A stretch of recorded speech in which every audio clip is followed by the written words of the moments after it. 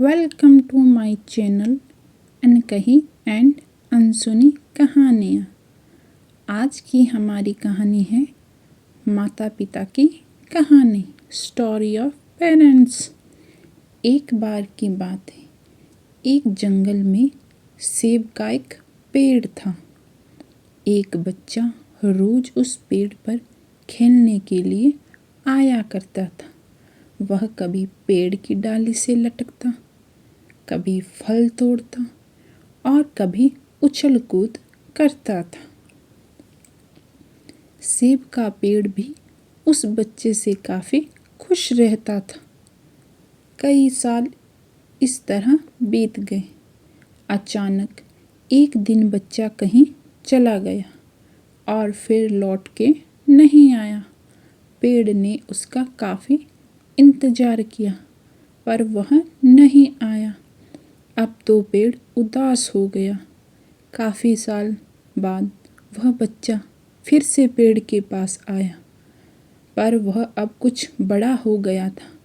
पेड़ उसे देखकर काफ़ी खुश हुआ और उसे अपने साथ खेलने के लिए कहा। पर बच्चा उदास होते हुए बोला कि अब वह बड़ा हो गया है, अब वह उसके साथ नहीं खेल सकता है।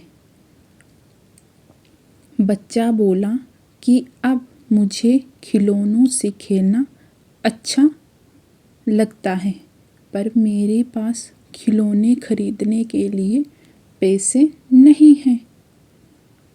पेड़ बोला, उदास ना हो तुम, मेरे फल तोड़ लो और उन्हें बेचकर खिलौने खरीद लो। बच्चा खुशी खुशी फल तोड़ के ले गया, लेकिन वह फिर बहुत दिनों तक वापस नहीं आया। पेड़ बड़ा दुखी हुआ। अचानक बहुत दिनों बाद बच्चा, जो अब जवान हो गया था, वापस आया। पेड़ उसे देखकर बहुत खुश हुआ और उसे अपने साथ खेलने के लिए कहा। पर लड़के ने कहा कि वह पेड़ के साथ नहीं खेल सकता है। वह कहता है कि अब मुझे कुछ पैसे चाहिए, क्योंकि मुझे अपने बच्चों के लिए घर बनाना है। पेड़ बोला, मेरी शाखाएं बहुत मजबूत हैं, तुम इन्हें काट के ले जाओ और अपना घर बना लो। अब लड़के ने खुशी खुशी में उसकी सारी शाखाएं काट डाली और लेकर चला गया। वह फिर कभी वापस नहीं आया। बहुत दिनों बाद जब वह वापस आया तो वह बूढ़ा हो चुका था। पेड़ बोला, मेरे साथ खेलो, पर वह बोला कि अब मैं बूढ़ा हो गया हूँ, अब मैं नहीं खेल सकता। पेड़ उदास होते हुए बोला कि अब मेरे पास ना फल है और ना ही लकड़ी, अब मैं तुम्हारी मदद नहीं कर सकता हूँ। बूढ़ा बोला कि अब उसे कोई सहायता नहीं चाहिए, बस एक जगह चाहिए जहाँ वह बाकी ज़िंदगी आराम से गुजार सके।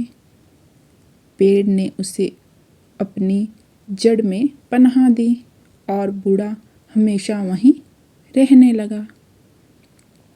तो मित्रों, इस पेड़ की कहानी से हमें पता चलता है कि पेड़ की तरह ही हमारे माता पिता भी होते हैं। जब हम छोटे होते हैं तो उनके साथ खेलकर हम बड़े होते हैं और बड़े होकर हम उन्हें छोड़ के चले जाते हैं और तभी वापस आते हैं जब हमें उनकी ज़रूरत होती है। धीरे धीरे ऐसे ही हमारा जीवन बीत जाता है। हमें पेड़ रूपी माता पिता की सेवा करनी चाहिए, ना कि सिर्फ उन्हें फ़ायदा लेना चाहिए। डेली इसी तरह की कहानियाँ सुनने के लिए हमारे इस चैनल को लाइक, शेयर एंड सब्सक्राइब ज़रूर करें।